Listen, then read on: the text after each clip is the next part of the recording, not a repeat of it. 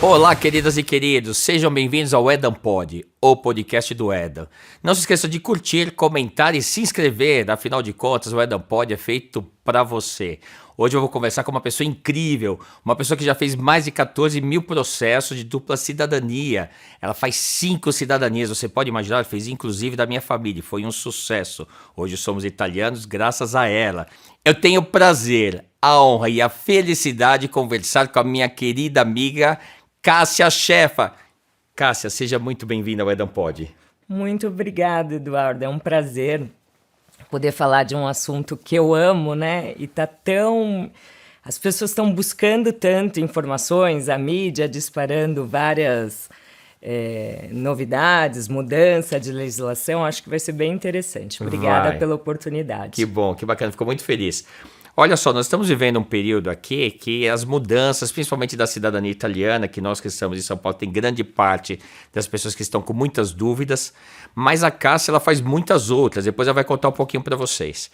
Agora, Cássia, o mais importante, primeiro, é saber, como você sabe, aqui é uma questão mais antropológica, eu quero saber mais da tua vida e, naturalmente, vamos chegar nessa questão mais técnica, que é propriamente dita daqui da sua operação, do seu negócio, como que você apoia essas pessoas a conquistar os seus sonhos. Com certeza. Agora, tirando um pouquinho assim do seu início, você nasceu onde, Cássia? Eu nasci em São Paulo e eu estudei Direito aqui no Brasil, eu fiz a PUC, trabalhei bastante e num determinado momento da minha vida eu resolvi sair do Brasil. Né? Eu já tinha uma cidadania europeia. Sim. E resolvi sair. E foi aí que começou uma nova história, um novo capítulo. Eu acabei escolhendo ir para a Alemanha, e chegou lá, eu não podia trabalhar, eu tinha que ter a carteira alemã. E é engraçado que lá tudo aconteceu na terceira vez, né? Eu precisei do nível de idioma, fiz 3 provas, na terceira eu passei. Aí eu fui fazer o exame para carteira de advogado, também 3 provas e passei. Carteira de motorista, 3 provas e passei. E quando eu comecei a trabalhar, eu estava disputando com o alemão, que é muito específico. Sim. Aí eu falei, meu Deus, e agora? O que eu vou fazer? Foi quando eu já havia trabalhado no passado com leis de nacionalidade, mas uma coisa muito informal, ajudando pessoas, ajudando família, tirando a minha cidadania. E aí eu falei, agora eu vou me especializar em leis de cidadania, porque era uma coisa que o alemão não fazia. E eu comecei com a austríaca, comecei com a alemã, logo veio a italiana e a portuguesa. Quando eu me deparei, eu já estava totalmente apaixonada, realizando sonho de pessoas, que aí é um outro capítulo. Mas aí olha só, a gente vai voltar antes, muito antes disso. E deixa eu fazer uma pergunta, você tem irmãos, seus pais são vivos? Eu vou voltar realmente ali no meus início. Meus pais são vivos, eu tenho irmãos, ninguém tinha saído do Brasil também, né? Tenho uma filha e acho que é isso, né? Alguém da sua família já tinha feito direito? Você foi a primeira? Não, também não. Né? É? Eu sempre fui, eu acho que até pelo meu signo, né? Dizem, eu sou libriana, dizem que é o signo da justiça. E eu acredito que seja mesmo. E eu sempre fui apaixonada, né, pela área do direito.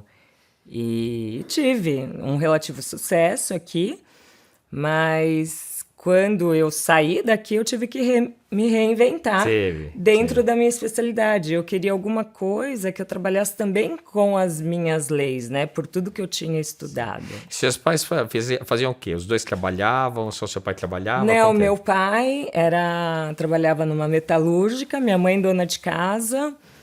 Tenho 2 irmãos, uma foi para a área da saúde, outro foi para a área da tecnologia.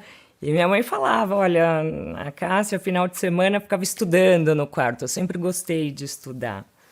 Então, talvez seja por isso que eu fiz direito. E você sempre pensou em direito ou não? Sim, foi surgindo? Sempre pensei Desde em sempre? Direito, desde sempre. E antes de começar a fazer direito, quais eram os seus sonhos? O que você pensava, assim, quando jovem? Eu pensava em ter sucesso, né? Eu acho que todo mundo pensa... Eu venho de uma família extremamente humilde, né? Meu pai trabalhava em 3 horários. Tive a sorte até de estudar uma parte da minha vida num colégio particular, mas eu sentia que se eu quisesse mudar aquela situação, eu não teria um caminho mais fácil, eu teria que estudar. Eu sempre acreditei que através do estudo você Era possível.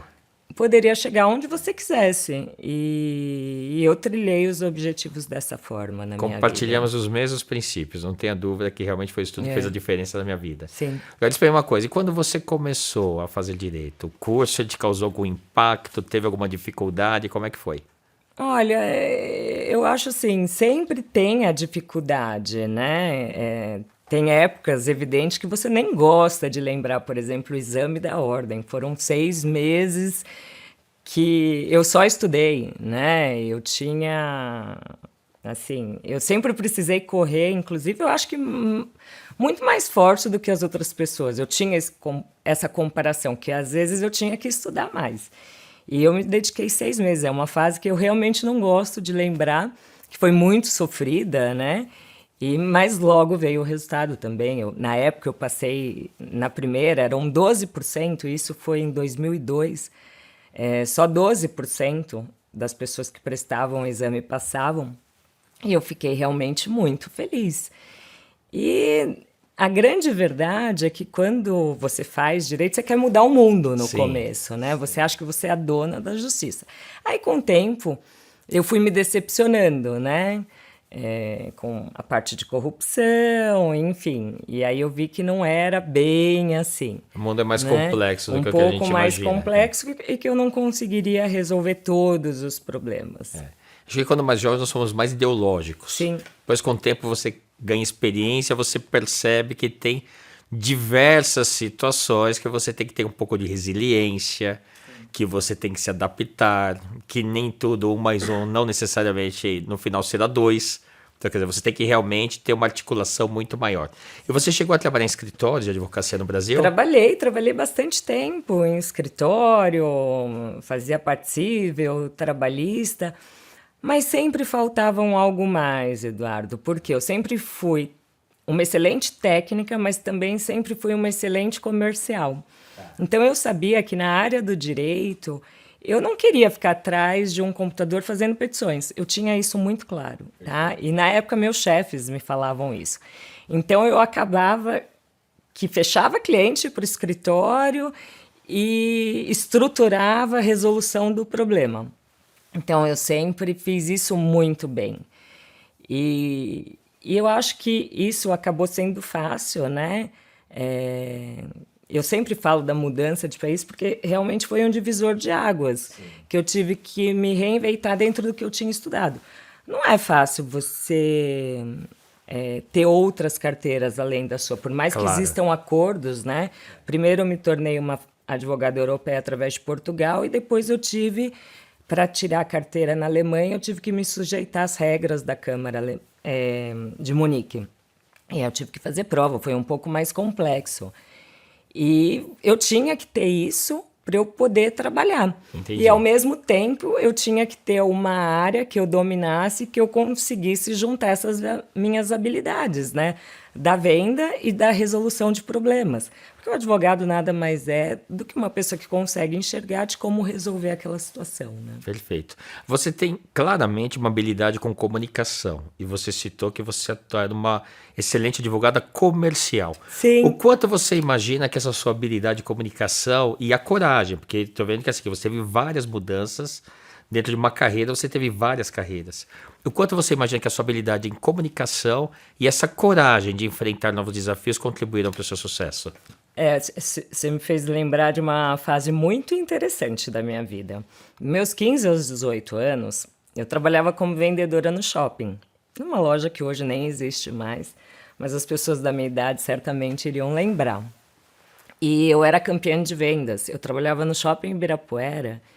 E nessa época, o Center Norte sempre foi... Não tinha, né? A gente está falando de 30 anos atrás, não tinha 25, 30 anos atrás, não tinha essa quantidade de shoppings. Não. Então era sempre o Center Norte, falava em vendas, era o Center Norte. E eu num shopping com menos expressão, que era o shopping Ibirapuera, eu acabava sendo a melhor vendedora da rede. E através disso, eu acabei ganhando prêmios.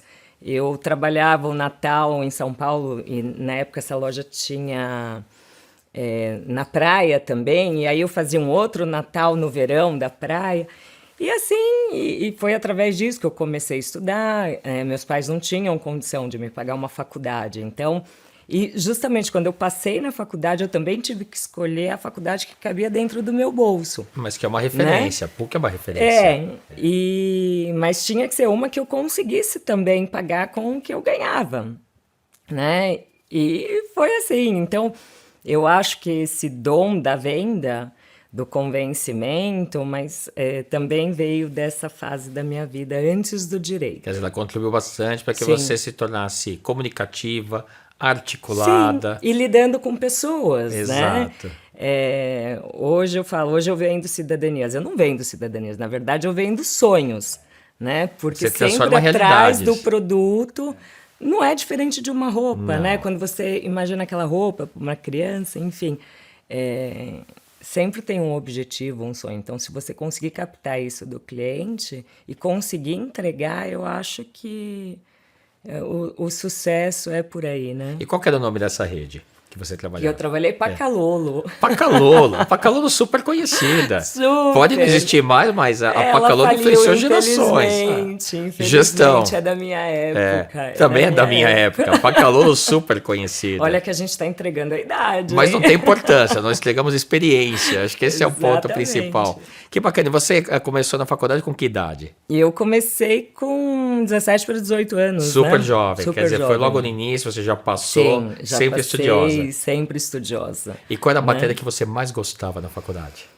Eu sempre gostei muito da parte processual. Processual. Né? Tá. Podia ser processo civil, processo penal. Eu sempre fui muito boa de processos, né?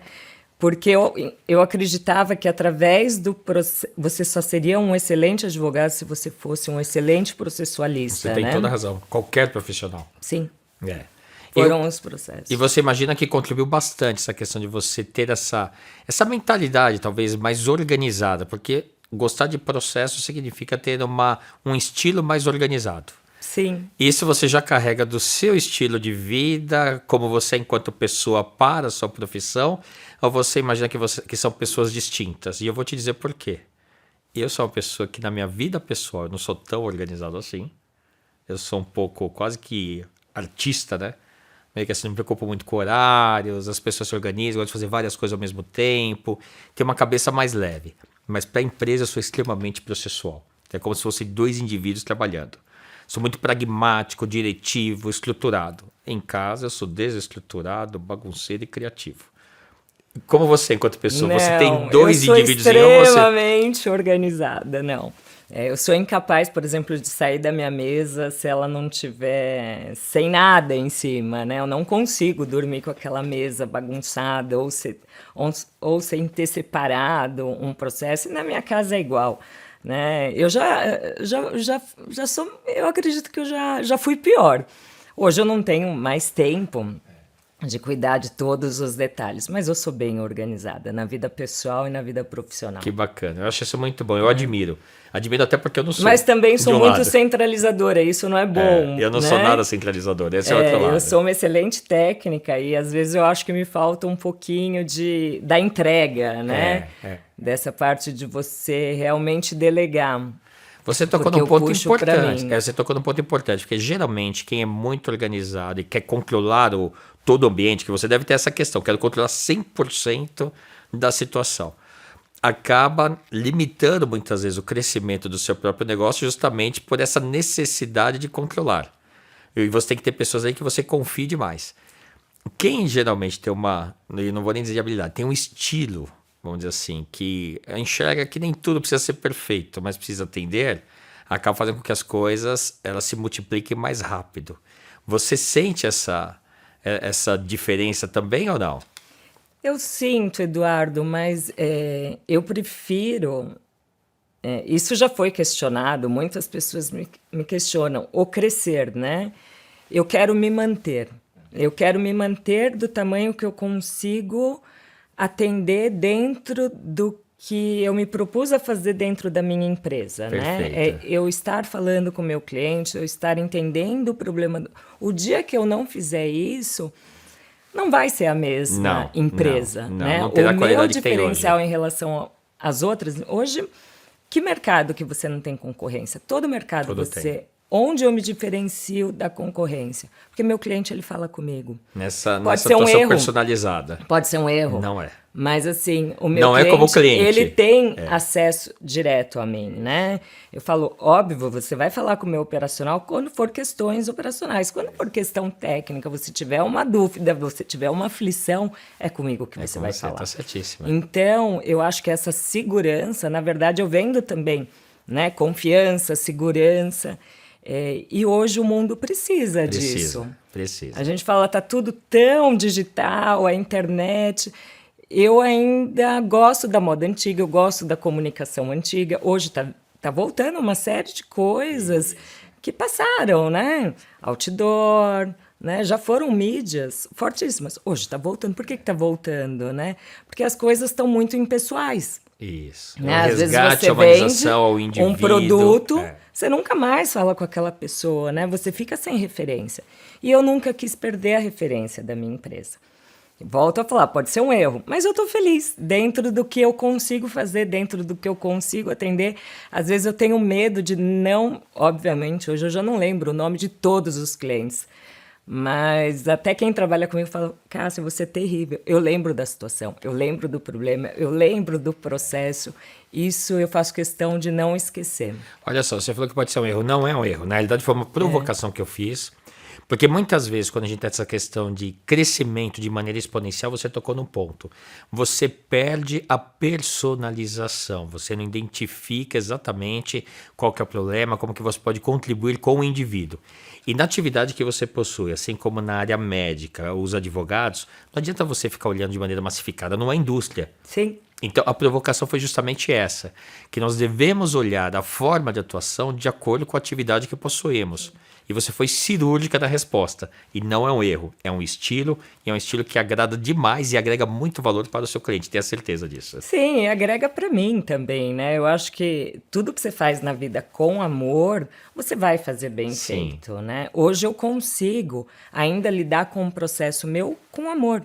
Fora a técnica que você coloca no processo, que eu sempre falo para minha equipe, a gente está lidando com sonhos. Esse sonho da pessoa tem que ser entregue. Tem. Né? Então, não é mais um processo, é o processo. Né?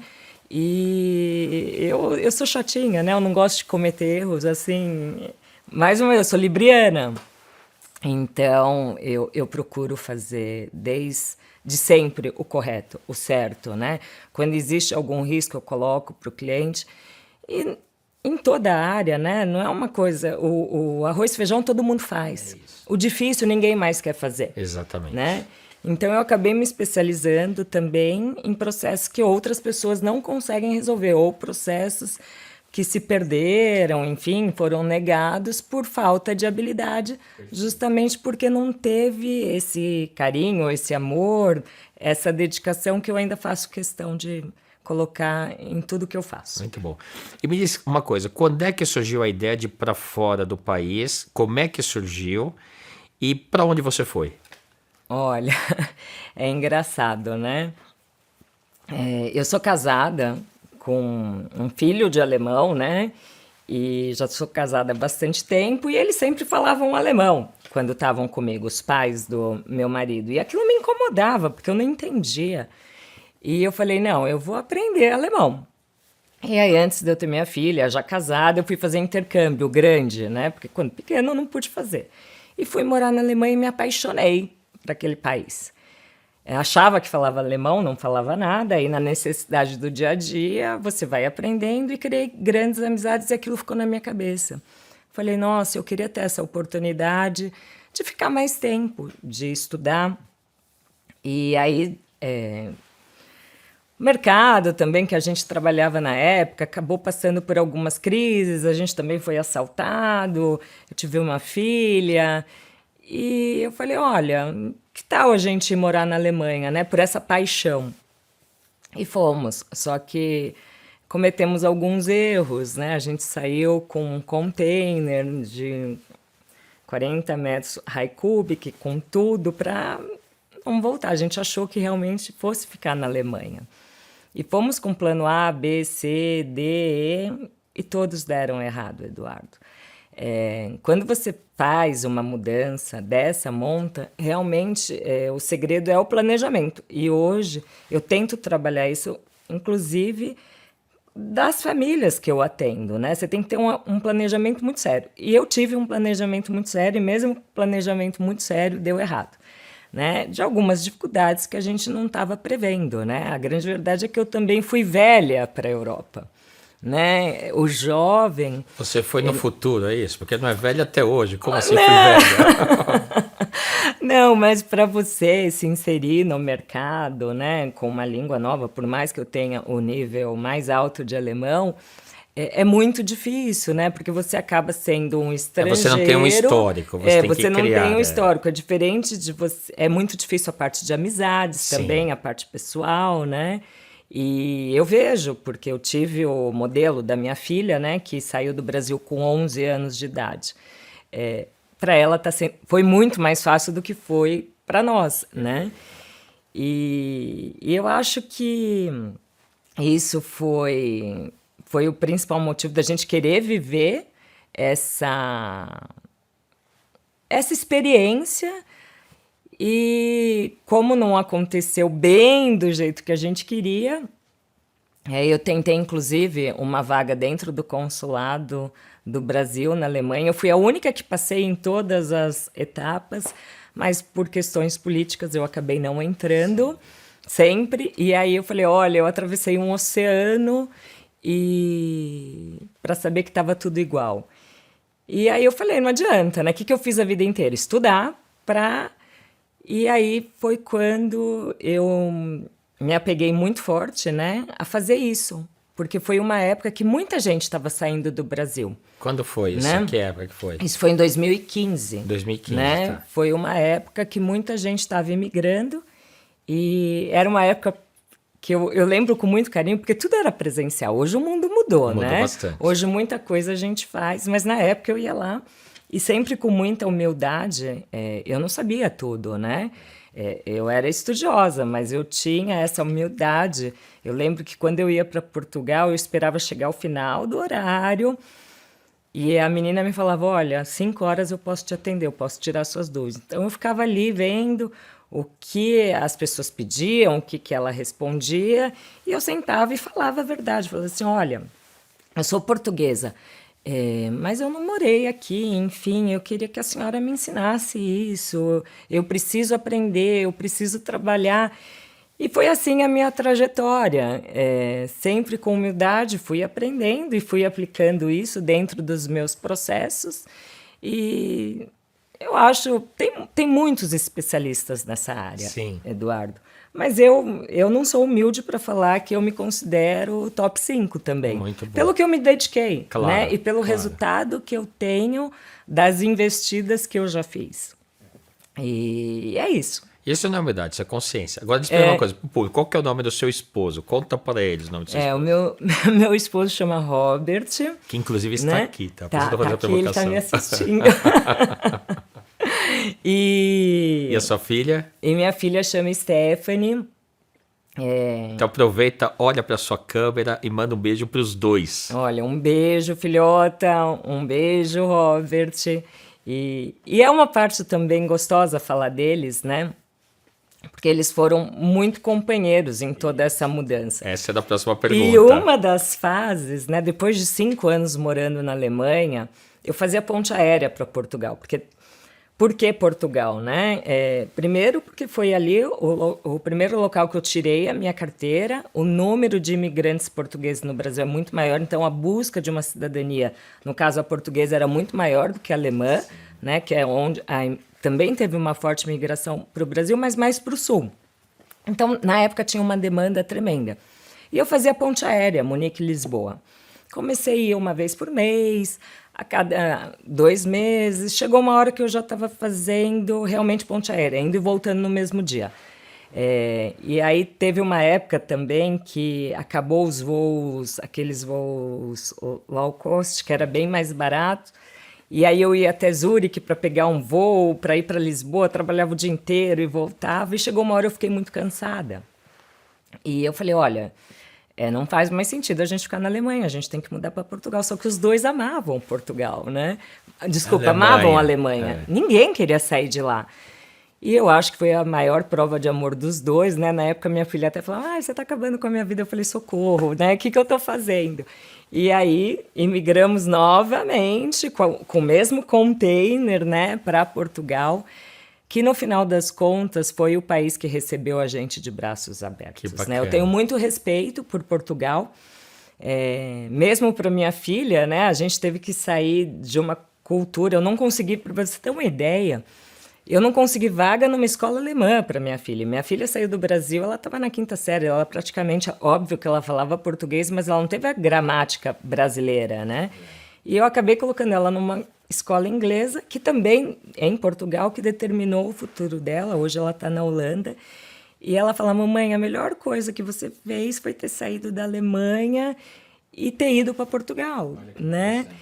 Então é gostoso você ouvir isso, né? Na época foi muito difícil para ele, para minha filha, mas hoje ambos estão felizes e é um alívio você falar, olha, eu tomei a decisão correta, né? E hoje realmente todos estão bem felizes. O que o Robert faz? Ele trabalha comigo, é meu financeiro. Ele é seu financeiro. Na verdade, ele cuida de toda a parte financeira da empresa e cuida das pessoas também, né? Eu sou técnica. Você é técnica. Né? Ele te ajuda ali com o financeiro e gestão do negócio. Ele faz toda a gestão de pessoas que trabalham com a gente, né? E toda a gestão financeira. Então, nós nos reinventamos, né? Mas quando foi para a Alemanha já era o que ele fazia ou não? Não. Qual que era ele era empresário da indústria farmacêutica. Tá bom. Né? Na verdade, ele tinha a empresa dele de marketing que fornecia serviços para a indústria farmacêutica. Então ele continuou tocando à distância? Continuou, mas aí veio legislação que mudou, compliance de empresa, aí o que ele fazia já não podia mais ser feito. E as coisas foram acontecendo gradativamente. O nosso crescimento também foi gradativamente, foi com muito trabalho.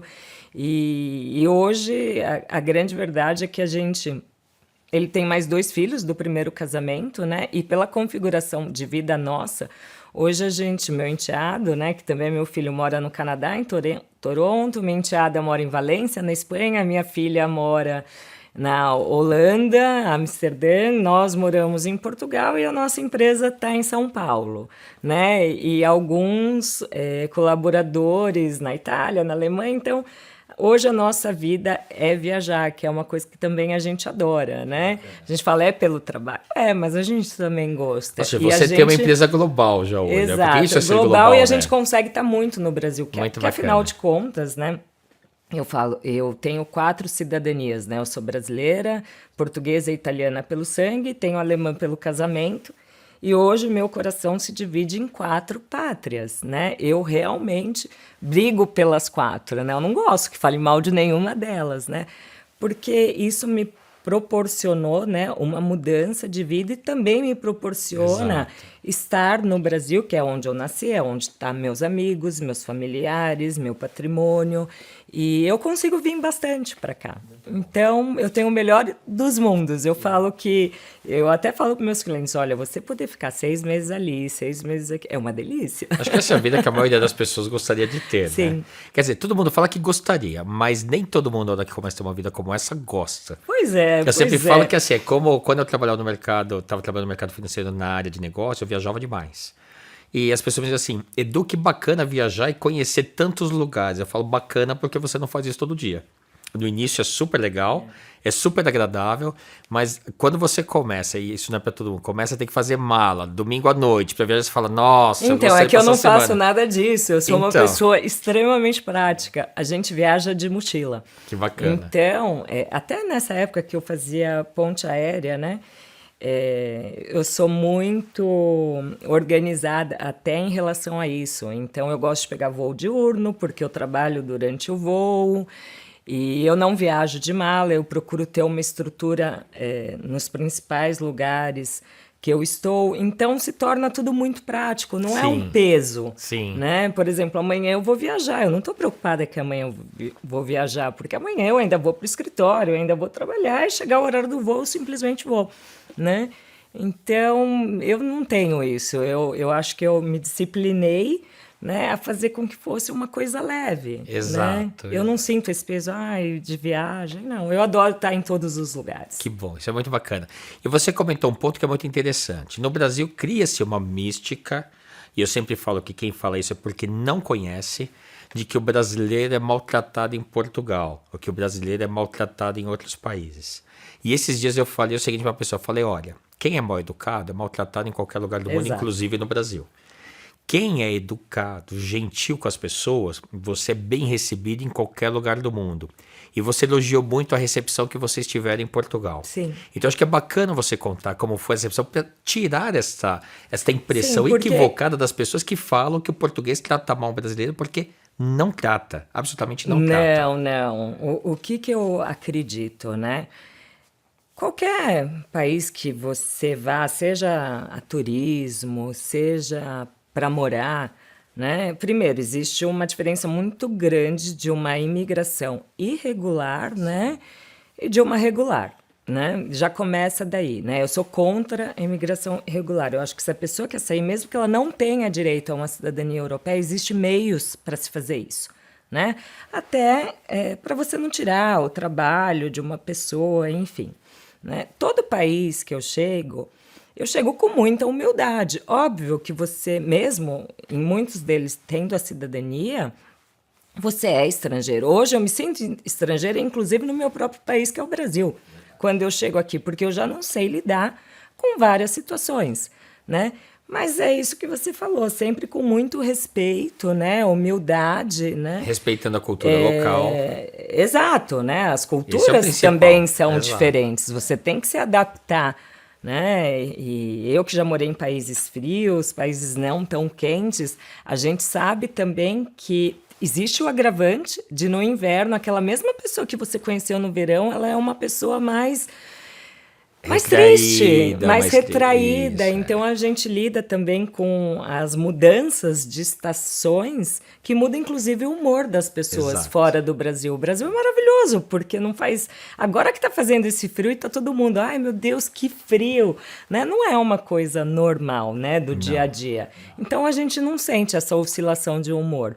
Na Europa, que as estações são muito marcadas, a gente sente também essa oscilação. Então, tudo isso influencia, sem dúvida. E outra coisa que eu acho que é importante falar, hoje existe um movimento contrário, né? Se você conversar com seus pais, eu brinco, o Brasil é um país formado de imigrantes. É um Exato. país muito novo, considerado a todos os outros países da Europa, né? Então, quantas pessoas são descendentes de italiano, de portugueses, de alemão, de franceses, enfim. Ele é um país que se formou com essa miscigenação. E antigamente, lá atrás, por exemplo, minha mãe é portuguesa, da Ilha da Madeira. Hoje minha mãe tem 70 anos, ela veio para o Brasil há 65 anos atrás. Quando eu fui morar em Portugal, ela falou, filha, o que você vai fazer em Portugal? É frio, você vai passar fome lá. Eu falei, mãe, não é o mesmo Portugal que a senhora deixou há 65 anos atrás. Mas ela saiu de lá, os pais dela saíram de lá para buscar uma vida melhor no Brasil, porque era o sonho do país promissor, o país do futuro. Isso. Né? Assim como muitos italianos que imigraram lá atrás, alemães foi por conta de guerra, fome, né? Para Sim. tentar dar para sua família uma vida melhor. Então, hoje, essa imigração... Muitos estão retornando para casa, né? Eu sinto que eu estou retornando no lugar da minha mãe. Nunca mais quis voltar para Portugal, mas eu voltei no lugar dela, né? Porque querendo ou não, meu sangue é dali também. Exato. Existe um pouquinho. Está na sua casa a cultura no dia a dia. Sim. É isso. Sim. Agora, quantas nacionalidades você trabalha com a dupla cidadania? Eu trabalho com 5. Quais são essas 5? Na verdade, eu trabalho com a Alemanha e a austríaca, que é a mesma língua, né? Tá bom. Trabalho com a portuguesa, com a italiana e com a espanhola. Que, na verdade, são as principais onde teve a maior imigração para o Brasil, né?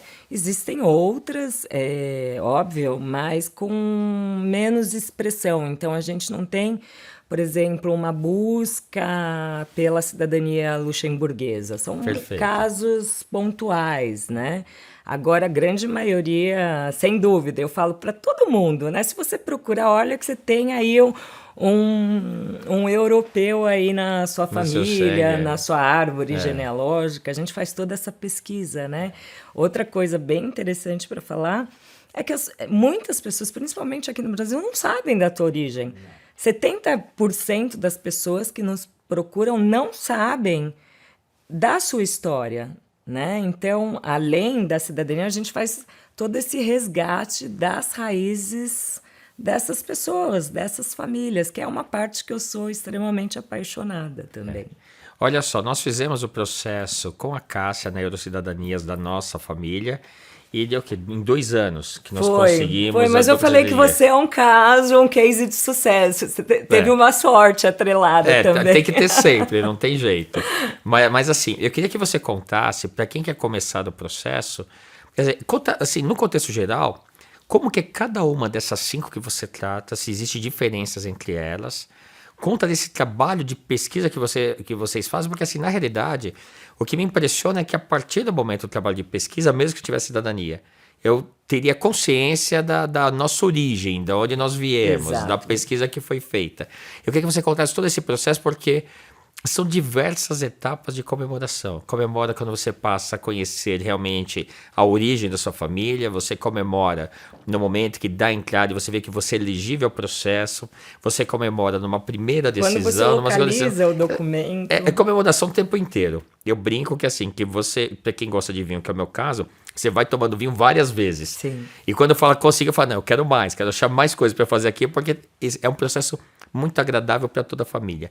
Então eu queria que você contasse tudo isso, dessas etapas, desses sonhos, qual que é o mais complexo, o que a pessoa tem que se antecipar eventualmente para começar a trabalhar na busca da sua dupla ou da sua quíntupla, como é teu caso, cidadania, enfim. Conta pra gente como é que faz. Olha, Eduardo, como eu resumiria isso, né? O que eu acho que é muito importante, né? Quando uma pessoa nos procura, ela fala, olha, eu queria ver se eu tenho uma cidadania europeia.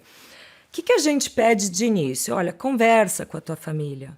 Procura entender a história da sua família. Você já conversou com seus pais? Você já conversou com seus avós? Procura saber dos seus avós, olha, onde eles nasceram, quem são os pais dele, de onde vieram, né? Esse eu acho que é o primeiro ponto. E o segundo ponto são documentos, tá? Muita gente procura, a gente fala assim, meu sobrenome é Oliveira. Eu tenho direito à cidadania portuguesa? Não, não é assim que a gente vê se tem direito ou não a uma cidadania, e sim através de documentos. Que documentos são esses? Certidões de nascimento, casamento e óbito, tá?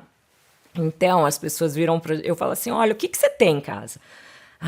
Eu só tenho o casamento da minha mãe porque quando ela casou, ela entregou o nascimento. Ela não tem mais o nascimento. Eu falo, olha, o nascimento dela existe. Me manda o casamento. E, na verdade, o que a gente faz é o trabalho de formiguinha, né? A gente vê onde os pais nasceram, quem são os pais dessa pessoa, onde eles nasceram, até que, com sorte, a gente chega num documento que diz assim, olha, fulano de tal... italiano, pronto, bingo. Quando a gente acha essa informação, a gente já sabe que tem um italiano na árvore, mas aí a gente precisa ir além disso, a gente precisa localizar a certidão do nascimento do italiano lá na Itália para viabilizar esse processo. E eu acho que você falou do vinho, né? A primeira comemoração do nosso cliente é quando a gente acha o europeu.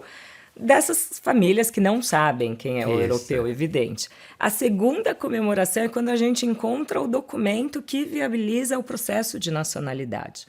E aí tudo é consequência, né? A gente analisa todos esses documentos, muitas vezes a gente tem que consertar esses documentos, que teve divergência. Imagina o seguinte, né? O europeu italiano chegou aqui no Brasil em 1905, né? Ele chamava Giuseppe. Na hora que ele foi registrado na imigração, virou José, né? Então, tem muita divergência. Hoje Esse, não aliás, é um tudo. caso que nós tivemos. Sim, uma das pontas. né? Ou omissão de nomes, né? Abrasileiramento de nomes.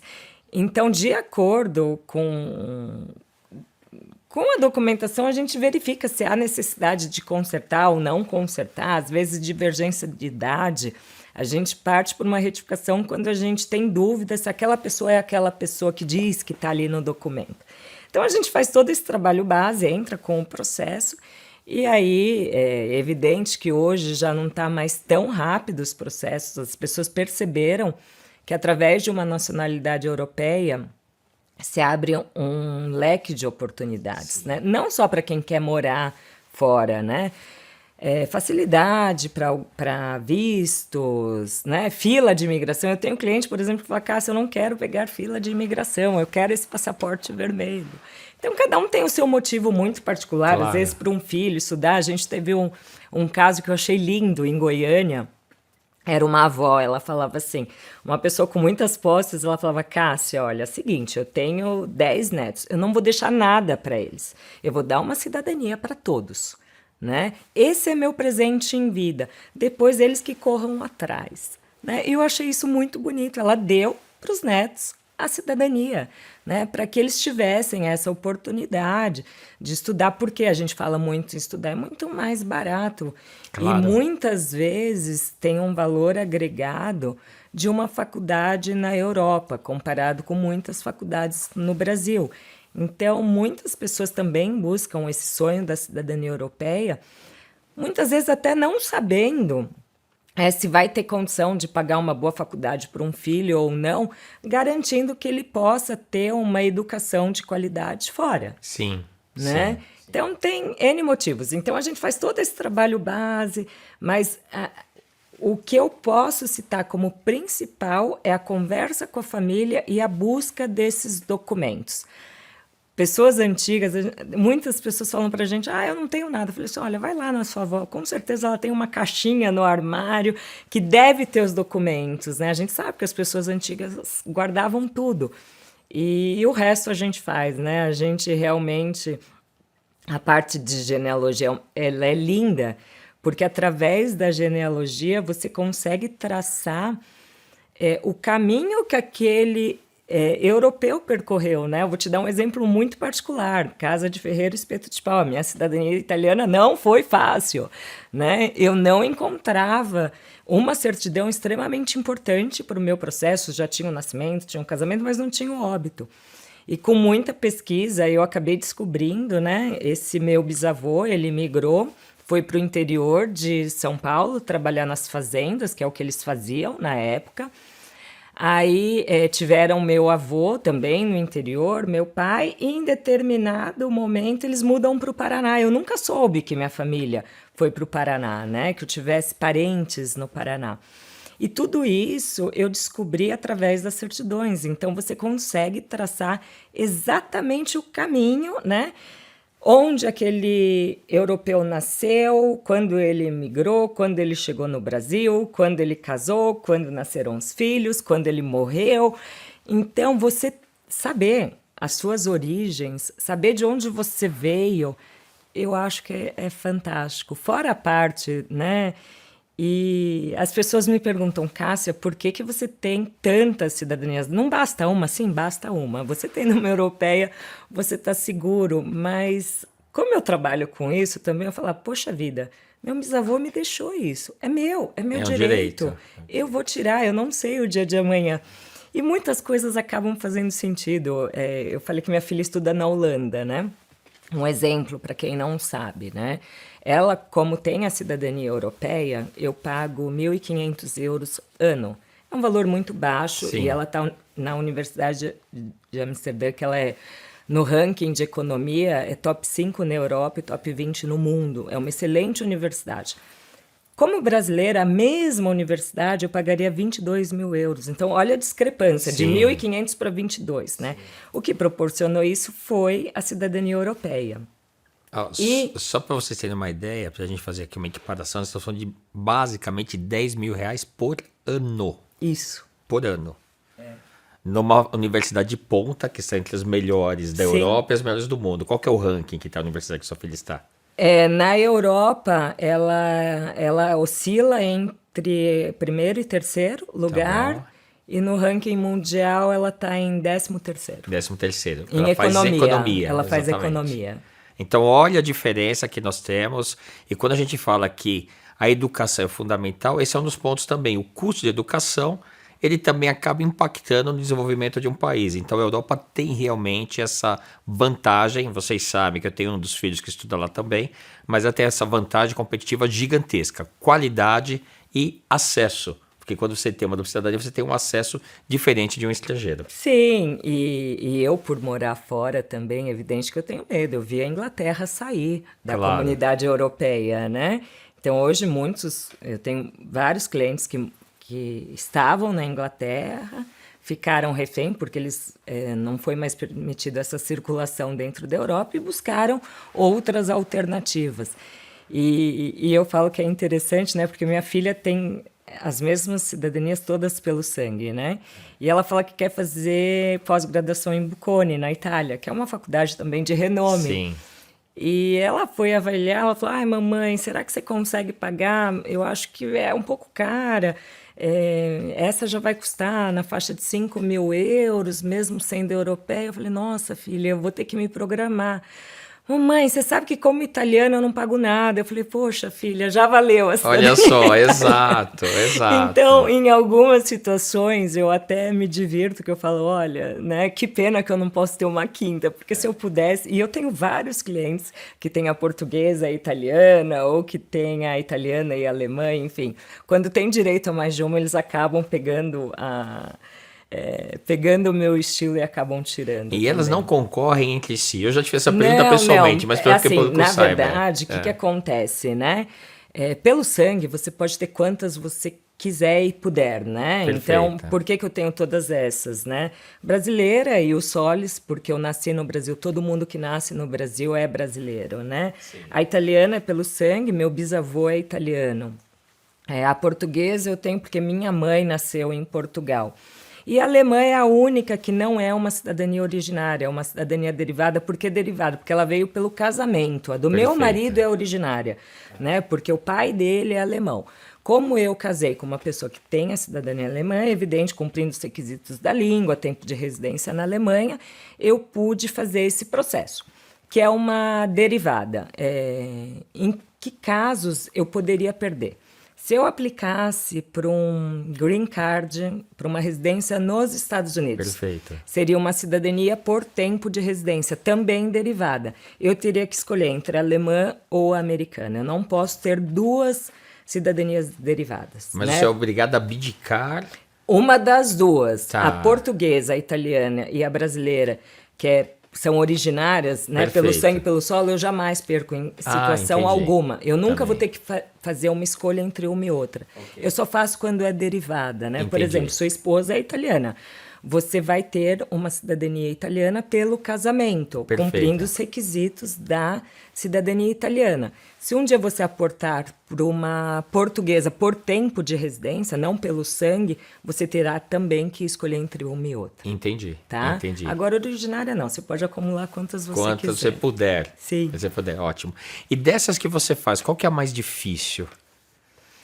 Olha, não tem a mais difícil, né? Eu acho assim, que as pessoas são mais dependentes acaba sendo alemã por conta da língua, né? Até as pessoas, muita gente me questiona, Cássia, eu tenho a cidadania, mas meu sobrenome não é mais aquele sobrenome alemão ou italiano.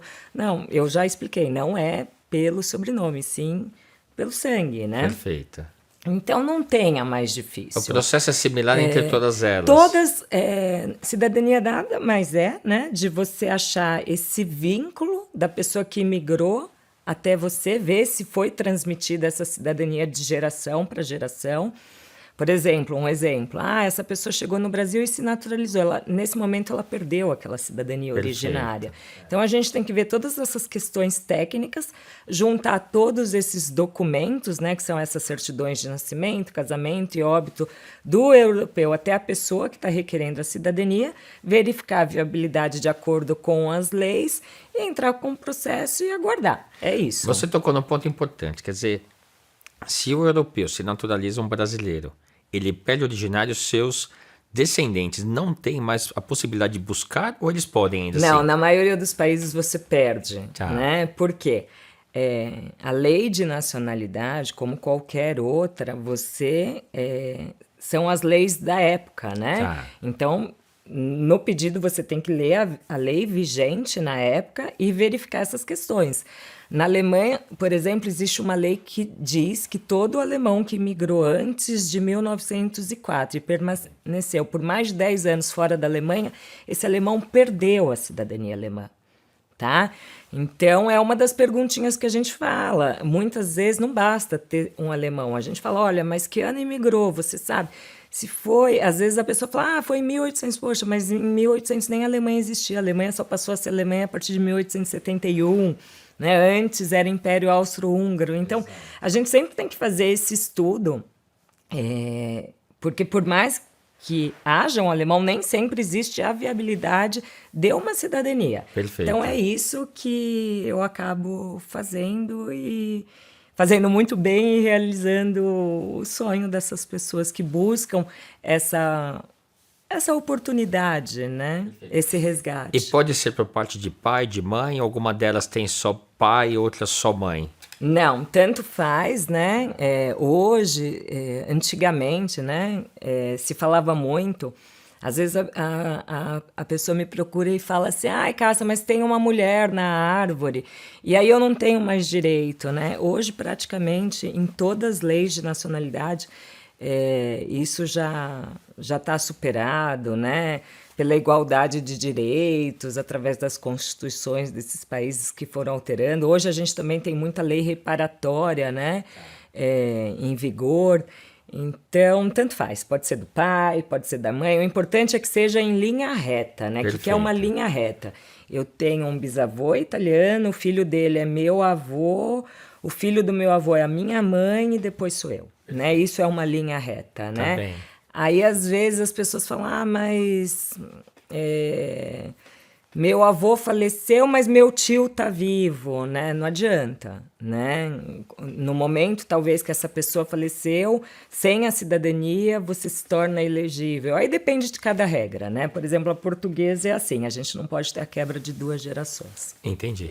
Quer dizer, acaba perdendo se tiver uma quebra de Acaba, gerações. né? Por exemplo, meu bisavô é o português, o filho dele é meu avô falecido, o neto é meu pai falecido. Eu não tenho mais direito. Perdeu. Né? Eu perdi porque teve a quebra de 2 gerações sem ter adquirido a nacionalidade.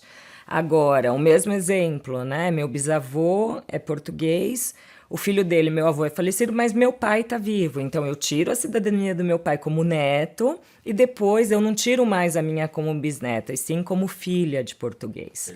Então, é mais ou menos assim que funciona. A espanhola é muito parecida, a italiana não tinha limite geracional e agora com essa nova legislação diz que só filho e neto, e não se preocupe em relação a isso para quem tem direito, porque tudo isso será questionado, né? A inconstitucionalidade da aprovação dessa lei, mas via de regra é isso, a gente sempre tem que analisar a lei e verificar se tem essa viabilidade ou não.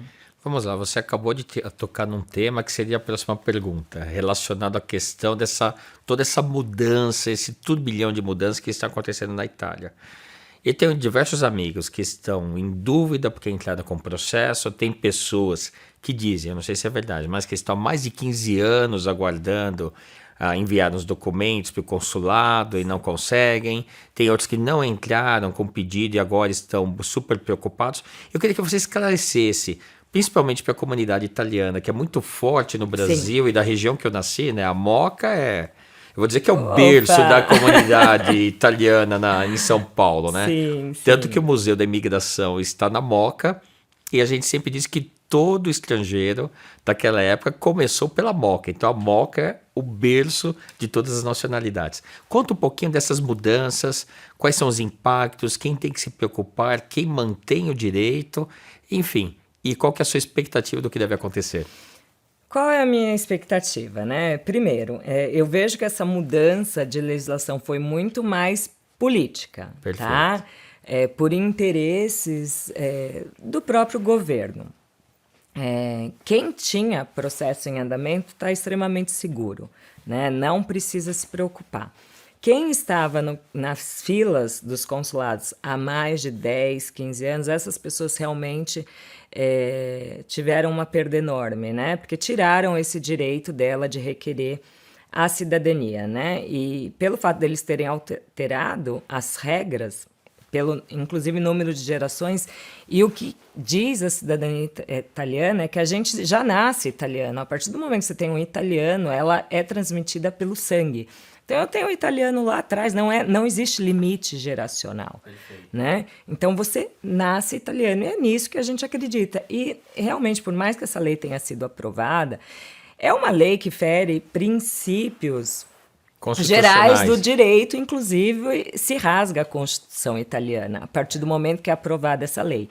Então, hoje a gente já tem a tese pronta, né, de inconstitucionalidade. No judicial a gente sempre pode requerer nossos direitos, para isso que existe o judicial, e a gente acredita aí que num curto espaço de tempo, até que as cortes superiores italianas consigam, a Corte de Cassazione, consiga se manifestar, tudo isso vai ser julgado inconstitucional e vai voltar ao estado que era anteriormente, né? A gente tem aí um momento crítico, né? Mas que a gente acredita que tudo isso vai cair, porque principalmente isso tem acontecido na Itália, né? Acaba, para quem estudou direito, é uma aberração, porque é o berço do direito, Exato. né? Então, fazerem isso ali, né? E normalmente as cortes sempre foram imparciais em relação a isso. Então a gente está muito tranquilo que esse direito vai ser resguardado, né?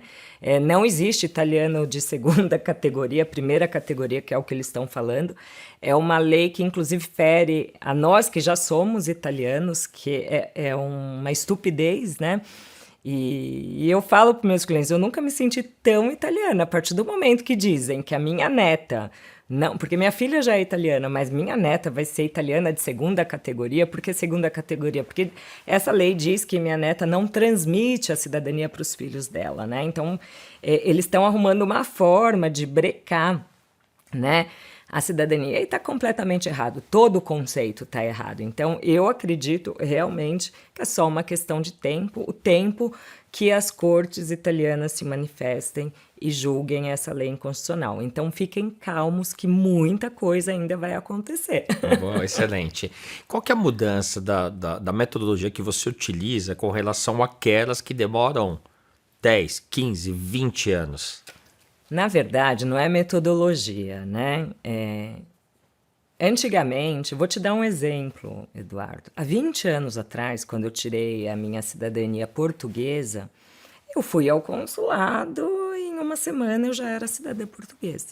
As pessoas, até por conta de crise, né? Países em crise como Brasil, Venezuela, Argentina, com violência, as pessoas perceberam que a cidadania europeia, para quem não sabe, uma cidadania europeia te proporciona, por exemplo, a portuguesa. Você não é só morar em Portugal, você pode morar em qualquer país da comunidade europeia, que são 27, né? Você pode estudar, trabalhar legalmente em qualquer um desses países, reagrupar a sua família, basta um ser europeu, não precisa ambos serem europeus, enfim. Você tem facilidades para viajar, você tem facilidades de visto, muita gente procura.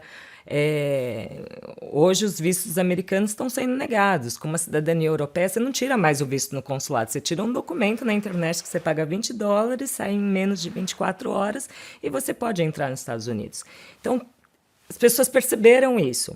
Só que os governos, eles não se prepararam para essa demanda desses países em crise. Então, por que um processo de nacionalidade demora? Porque não existe força humana que consiga gerir essa quantidade de processos. Te dar um exemplo. A lei espanhola, a última lei vigente, fechou em 2011. Então, de 2011 para cá, e criou-se, né, uma quantidade enorme de pessoas que não podiam solicitar. E veio uma lei agora em 2022, que fecharia em 2024, ninguém imaginava. Já existe uma avalanche de processos. Só no consulado da Espanha em São Paulo já são 55 mil processos. E essa lei foi prorrogada até outubro de 2024. E o consulado já se manifestou e falou, olha, a minha área de jurisdição, né, que pega Paraná, São Paulo, é o tamanho da Rússia, né? Nós somos 16 funcionários aqui, incluindo o motorista. Não existe braço para a gente gerir esses processos, então vai demorar realmente, né? E os governos acabam não investindo nisso. Então, esse é o principal motivo da demora hoje dos processos. Por isso que a gente fala, quem tem direito, né, o quanto antes, até porque as leis estão mudando, estão querendo cada vez mais restringir esse direito, né, pelo número. O exemplo, Portugal. Portugal tem 10 milhões de habitantes, né? Se for considerar, 20, 30% são pessoas que não nasceram em solo Sim. português, né? Que é essa imigração, ou pessoas com cidadania, enfim. Então, isso está começando a preocupar também esses países. Então, quem tem direito, realmente faça esse exercício de conversar com a sua família, verificar se existe a possibilidade e de entrar o quanto antes, né? Um Claro. dia vai sair, né? Não depende só do nosso esforço jurídico, né? Perfeito. Eu falo para os meus clientes, eu sou responsável pelo resultado do teu processo, não pelo prazo que ele vai ser concluído. É que o prazo tem N fatores. Se for um processo judicial, por que também houve essa mudança, né? Os tribunais na Itália, eles estão extremamente amarrotados de processos de nacionalidade. Então, às vezes, aquele processo daquele cidadão italiano, ele fica parado. Por quê? Porque o juiz que vai julgar o processo de nacionalidade e vai julgar um processo é o mesmo, né? Então, tudo isso acaba por incomodar. Né? Então, cada vez está mais difícil. Não está fácil, está bem difícil. Até a Alemanha, que era um país que eu falava para todo mundo, nossa, a Alemanha funciona assim, porque não existe meio termo, é 8, 8. Não, um processo já está demorando 3 anos. Agora, a Europa, no contexto geral, ela tem uma questão de que a população está envelhecendo. Sim. Os jovens geralmente saem para outros países. Sim. E a gente percebe, como você mesmo disse, que essa decisão que aconteceu na Itália e teve agora mesmo em Portugal, que antes alguém que residisse 5 anos poderia pedir o direito de viver e trabalhar em Portugal, já mudou, se não me engano, para 7 anos, não é isso? Ou 10 anos. Sim, já por tempo de residência. Por tempo de residência. Ainda falta aprovação, mas... aumentou também, foi para quanto? Aumentou. Ontem foi aprovada, né? Isso. Mas ainda ela falta passar pela Câmara, pelo Senado, né? Para realmente saber o texto final. Mas eles estão realmente dificultando. E isso não é uma cidadania originária, seria uma derivada dessas pessoas que têm um visto de residência válido, agora vão ter que cumprir mais requisitos e mais tempo. Mas são problemas muito pontuais, viu, Eduardo? É que Portugal sempre foi a porta de entrada para você se legalizar mais facilmente, para você poder depois emigrar para um outro país da Europa. Porque as condições, se você for analisar em Portugal... o próprio estudante que estuda lá, ele migra para um outro país em busca de melhores condições, né? É um país melhores pobre, melhores salários. Então, tudo isso é levado em consideração, né? Os problemas mundiais, não só a imigração irregular, tem a questão também dos refugiados. Então, hoje o mundo está complexo, está mais complicado, mas que a Europa, a população está envelhecendo, sim, está. Mas eles também querem uma mão de obra qualificada. Perfeito. Né? O que a gente vê em massa, que é o que a Alemanha busca, né? A expansão, mão de obra qualificada. E muitas pessoas não querem a cidadania realmente para morar no país, sim. Né? Elas acabam usando a cidadania para um trampolim, para alguma facilidade, mesmo para os Estados Unidos, né? Muitas pessoas adquirem uma cidadania europeia por conta de uma facilidade no visto para emigrar, um exemplo, para os Estados Unidos. Perfeito, ótimo. E vem cá, o que você dá? Você falou de vários conselhos que a pessoa tem que fazer. Qual foi o caso que você pegou mais complexo que você tratou até hoje? Já tem tantos. Olha... Tem muitos casos complexos, né? Eu não conseguiria citar um. Eu lembro de todos com muito carinho, mas, assim, às vezes questões muito difíceis, né? Eu lembro de um caso que me rendeu muito trabalho, porque o registro de nascimento do português, embora todos os... E é uma história linda, né? Por que linda, né? E por que eu falo que eu acabo sendo diferenciada? Esse português, tudo levava a crer que o registro dele estava em tal local. Só que antigamente não eram registros civis, eram registros paroquiais. E esse padre que fez esse batizado, por algum motivo, colocou aquele papelzinho no bolso e não foi feito o registro. E não tinha meios de provar, né, que aquela pessoa era dali. E o que aconteceu? Essa pessoa imigrou para o Brasil e teve filhos no Brasil. E num dado momento da vida, que não era muito comum na época, e tudo isso foi através de documentos que eu localizei, tá?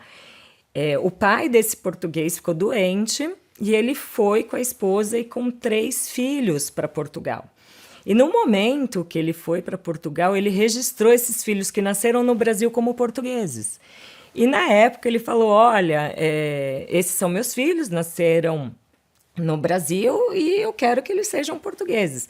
E esse registro, ele declara que ele era exatamente daquele lugar que eu imaginava que ele era, né?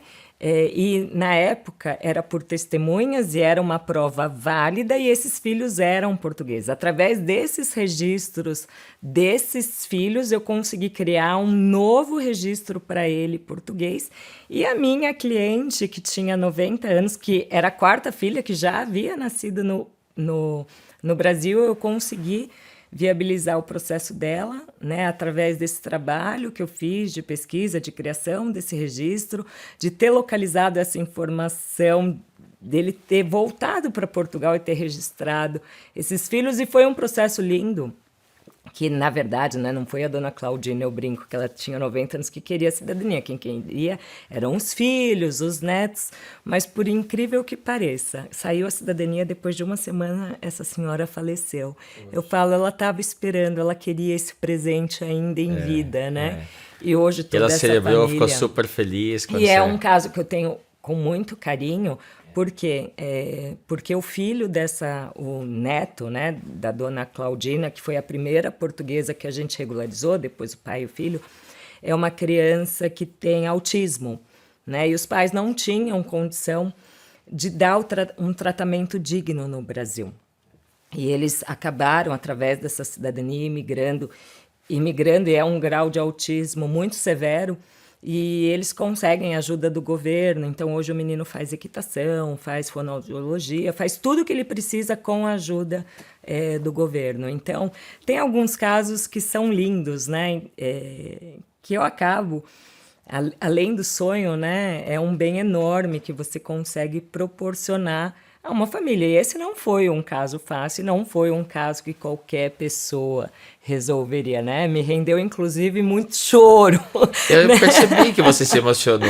Sim, porque eu não me conformava com a situação, porque eu tinha certeza que essa pessoa era portuguesa e que ela tinha direito. É um caso bonito, né? Outro caso muito bonito, essa mesma avó, são casos tristes, né? Normalmente a gente lembra de situações tristes, mas essa avó que deu para os filhos e para os netos, o filho dela foi acometido por um câncer no cérebro muito jovem, com os netos ainda pequenos, e por mais que ela tinha posse, né, ela foi buscar um melhor tratamento e ela conseguiu, através da cidadania, que ele fosse para um hospital escola na Alemanha, e ele conseguiu postergar aí a vida por 2 anos, tempo suficiente para ele conseguir fazer o planejamento familiar em relação aos filhos dele. Então, assim, são casos que me emocionam, né? Mas que foi muito importante esse processo, né? Às vezes até para um tratamento de saúde, que foi a situação desses 2 casos, a gente vai colecionando histórias lindas pelo caminho. Muito bom, parabéns. Fico feliz de ver assim, o quão humanizada é a sua relação com os seus clientes, que se tornam, na realidade, amigos. Vou falar por nós. Né? Nos tornamos seus amigos, somos amigos de vocês termina, né? hoje. Mas a gente quer continuar dando esse suporte, né? E no final das contas, é a mesma coisa, todos somos seres humanos, né? Independente se eu estou morando em Portugal, na Itália, no Brasil, né? Eu acho que todo mundo é igual, né? Então, independe de onde você está. Eu acho que o que é importante é onde você está feliz, né? Muito bom, muito bom. Quantas pessoas trabalham com você hoje? 15 pessoas. 15 pessoas. Diretamente, né? Existem os funcionários indiretos, né? Que são equipes de genealogia específica na Europa, né? advogados. Eu não sou advogada, por exemplo, na Itália, então eu tenho uma banca que fazem os meus processos e assim por diante. A gente movimenta aí um mercado grande. Muito bom. Você acha que ainda tem espaço para que outras pessoas entrem nesse mercado? Sempre vai ter, Eduardo. Assim, tem muitas empresas, inclusive grandes, com 200 funcionários, né? Que foi a pergunta que você me fez inicialmente. Eu já tive até um cliente que falou, Cássia, eu estou muito feliz e eu vou te dar uma consultoria, né? Porque realmente você é muito boa. E num determinado momento, ele começou a fazer palestras para minha equipe, comigo, e eu falei, mas eu não quero crescer. Né? Ele falou, Cássia, é muito bonito também você dizer isso, né? Você saber o tamanho que você quer ficar, porque eu quero ficar do tamanho que eu consiga gerir esse sonho que eu criei, essa metodologia, essa entrega, é poder me dedicar, né? Eu acho que tudo que você faz bem feito, mas eu nunca quis ser uma máquina de fazer cidadania. E hoje o que me assusta e também que contribuiu, né, para a mudança de legislação, inclusive na Itália, foram essas empresas que trataram a cidadania de uma forma pejorativa. Né? Cidadania é uma coisa muito importante, não é um processo em massa. Né? Você não pode ser uma fábrica de fazer cidadania, né? Como o governo italiano alegou. Né? Então, as coisas também se perderam aí no meio do caminho. Então, eu sou contra. Né? Eu acho que é uma coisa muito séria. Né? Você está mexendo com documentos, você está mexendo com a vida da pessoa. Como tudo, tem que ser de uma forma séria. Muito bom. Você falamos muito de negócio, estilo. Agora, eu queria que você falasse um pouquinho do seu estilo de vida. E eu vou dizer por quê, pessoal. A Cássia e o Ron, eles têm... Mentira. Eles têm um motorhome. Viajam, assim, o tempo todo. Moram em Portugal, que é um país maravilhoso. Eu queria que você contasse pra gente como que é viver em Portugal, o que que você sente dessa pátria amiga, e vou te explicar por que dessa pergunta. Ontem, como eu comentei com vocês, eu tive num evento na Assembleia Legislativa de São Paulo, que foi a despedida do cônsul-geral adjunto de Portugal, o Jorge Marques. Querido Jorge, um grande abraço para você. E ele falou uma coisa interessante. Ele falou, no Brasil tem uma coisa que ser português não é ser estrangeiro. Ser português é algo poético. E ele contou uma situação que ele viveu, que ele estava num bar, e estavam discutindo ainda à época quem seria o técnico da seleção brasileira, antes da escolha do Ancelotti. E aí ele falou assim, aí me falaram, eu vendo as pessoas falando assim, teríamos um técnico brasileiro para a seleção? Provavelmente nesse momento nenhum técnico está no nível que nós gostaríamos de ter na seleção. E um estrangeiro? Um estrangeiro não sei, mas quem seria o estrangeiro? Talvez o Ancelotti não queira. Aí se nós tivermos o Abel, e falaram do Abel como se o Abel não fosse nem estrangeiro e nem brasileiro. Então esta relação entre brasileiros e portugueses é uma relação que existe de fato, essa questão de que o português é estrangeiro ou o brasileiro é estrangeiro lá, mas ao mesmo tempo não nos julgamos, somos a mesma família. Exato. Como é que você sente no dia a dia? É uma grande verdade, né? Eu acho que existe o facilitador da língua, né? Sim. Portugal, eu falo para todo mundo, é o país da Europa com mais dias de sol, que também contribui muito, né? Comida maravilhosa. Então, existe, né? São países irmãos, né? Eu não tenho dúvida. A grande massificação da imigração portuguesa foi realmente também para o Brasil, né? Os donos de padaria, né? E olha que em Portugal não tem padaria boa que nem no Brasil. É uma ilusão que o brasileiro tem, mas a maioria, né, dos donos de padaria são portugueses, né? Existe sim. E a questão do motorhome, Eduardo, né? Primeiro assim, a gente está num fuso, eu trabalho em fuso horário, né? De manhã eu ainda consigo fazer alguma coisa, me dedicar à parte técnica dos processos. Quando o Brasil acorda, eu acabo seguindo o horário do Brasil, embora a gente tenha hoje 4 horas de fuso. Se a gente for Inglaterra e Portugal, os outros países são 5. E como eu lido com cidadania italiana, cidadania alemã, e eu preciso realmente trabalhar o dia inteiro, né? Primeiro porque eu gosto, né? E segundo que eu acho que dono de empresa não tem que se dar o luxo de falar estou de férias e não atender o celular, embora o europeu faça isso, me assusta, né? Mas a gente é brasileiro e eu também tenho essa cultura brasileira. E o motorhome foi uma forma, né, que eu consegui. Lembra que eu te falei também lá no início que eu sou uma pessoa muito prática, que não viajo de mala? Exato. Então, assim, eu tenho uma estrutura pequena hoje no Brasil, né? Tenho a minha estrutura mãe, né, que eu chamo meu plano de saúde. Minha vida está em Portugal. E nos outros lugares eu tenho um motorhome que nada mais é que uma casa que eu deixo em qualquer lugar que tem tudo dentro dela que eu preciso, né? Desde antena de internet para que eu possa trabalhar, eu tenho impressora, eu tenho 3 linhas de telefone, uma brasileira, uma alemã e uma portuguesa. E é uma forma prática, porque eu consigo ir para a Itália, ter as reuniões que eu preciso, né, com os meus advogados, eu posso ir direto para a Alemanha, né, consultar meus processos, que isso é um grande diferencial, porque a cidadania alemã, por exemplo, eu não passo por consulado, como eu sou advogada alemã, eu dou entrada direto no órgão responsável por cuidar dos processos de nacionalidade. Então, eu consigo gerenciar meus processos muito de perto, acabo que passeando, né? É uma forma segura de passear, mas a grande verdade é por conta da praticidade, de eu ter tudo ali, né? Eu acabo sendo... eu sou desgarrada desse tipo de coisa, né? Eu tenho minha estrutura no Brasil, então, por exemplo, essa roupa que eu tô, isso daqui é do Brasil, eu não vou levar nada para Portugal. Periga a próxima vez que você me chamar, eu tô com a mesma roupa, né? Mas é uma forma que eu encontrei de conseguir conciliar, né, o meu trabalho, a minha vida pessoal, também poder visitar minha filha na Holanda. Na Europa é tudo muito próximo, né? Existe um fácil deslocamento. Então, hoje você pergunta onde está teu motorhome? Está em Bérgamo, na Itália, né? Há 6 meses atrás estava na Holanda. Há 1 ano atrás estava em Paris. E assim vai. É uma casa que eu largo em qualquer lugar. É um estilo de vida. É um estilo de vida. Mas tudo isso porque eu sou muito prática. Principalmente. E onde você se sente, assim, mais cidadã de todos esses locais? Porque Eduardo, tem sempre aquele que... Assim, tem vários locais que nós amamos, mas tem sempre aquele de que, de alguma maneira, você chega e fala, estou em casa. Olha, eu hoje, assim, eu sou tão grata a Portugal, sou tão grata a tudo que eu vivi no Brasil. Eu chego na Itália, eu me emociono. Eu acho que a Alemanha me ensinou muita coisa. Boa parte do que eu sou hoje eu devo à disciplina que eu aprendi a ter na Alemanha, às dificuldades que eu passei na Alemanha.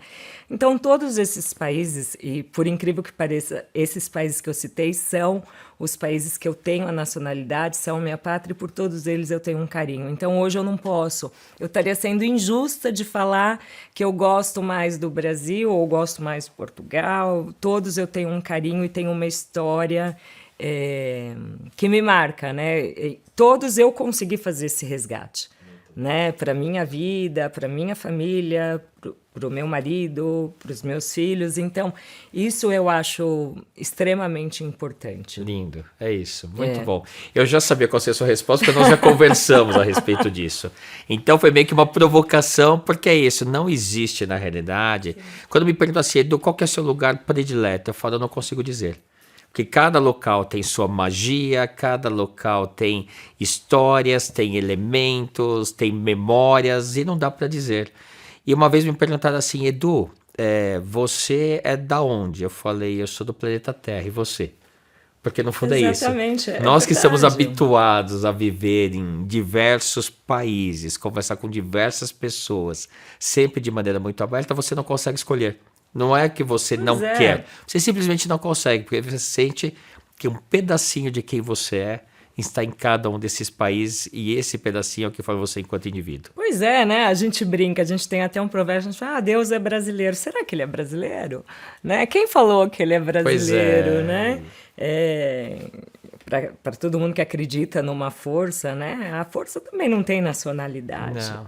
Ele é brasileiro, mas ele também é italiano, Sim, ele também é espanhol, ele também é certeza. português, ele também é alemão, ele também é americano. Quer dizer, Deus, na realidade, está em todos os lugares e é de todas as nacionalidades. Então, Deus né? Assim também é brasileiro, não é? Com certeza, Muito com bom. certeza. Eu acho que esse é o grande segredo, né? É você estar feliz, independente de onde quer que você esteja, né? E as pessoas que você ama estarem bem, estarem estruturadas. Então, o que eu busco sempre é isso. Que bom, que bom. Bom, Cássia, querida, conversa maravilhosa. Vamos continuar O assunto é conversando, gostoso, porque né? vocês já estão convidados para que possamos almoçar juntos. Estamos gravando aqui no período da manhã, tá, gente? Só para vocês saberem. E é finalzinho do mês de junho, por isso que estamos aqui todos agasalhados. Tá um frio danado. Essa noite fez 4 graus e meio, quer dizer, para mim, pelo menos.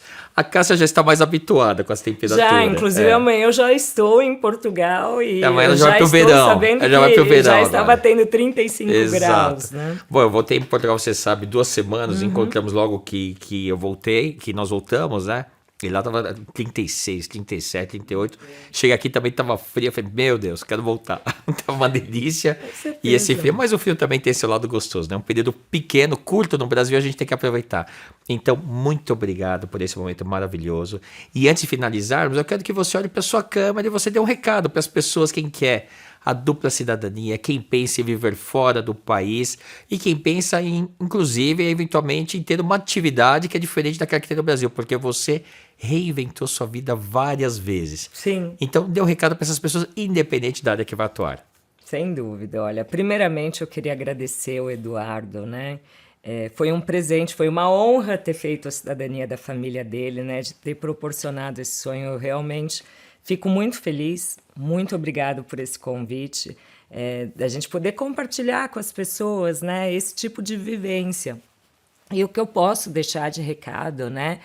É aquele recadinho inicial. Se você realmente tem direito a uma cidadania europeia, se essa conversa de hoje serviu para que você entenda o quão importante é ter uma cidadania europeia, né? Às vezes eu falo para os meus clientes, é um seguro de vida que você está fazendo para usar em vida, se você quiser, né? Não obrigatoriamente você precisa usar, né? Mas é importante que você tenha, né? Enquanto você pode, né? A gente vê que existe todo um movimento querendo cercear muitas vezes direitos, que tá mais complicado, né? Então, se você tem esse sonho, né? Pode contar com a gente, né? Se você se sentiu confortável para isso, né? Mesmo para tirar dúvida, enfim, né? E é isso. Pensem com carinho, né? Eu adoro a minha história, né? Adoro poder compartilhar isso, porque eu percebo em toda conversa que eu tenho que muitas vezes as pessoas não fazem até por um total desconhecimento. E o mundão tá aí, né? Pra gente viver, pra gente conhecer.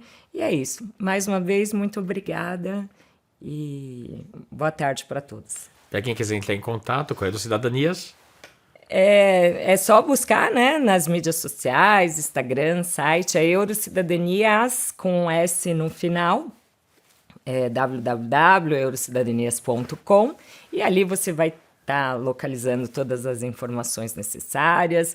É o meu celular, que muitas vezes está ali, você vai falar comigo mesmo, e é isso, né? Sempre valorizando esse sonho e tentando conversar com cada um de vocês. Obrigada. eu indico, assina embaixo. Que Competência, bom. gentileza, Fico feliz, né? proximidade e humanização desse E relacionamento. o que eu te falei lá atrás aconteceu, né?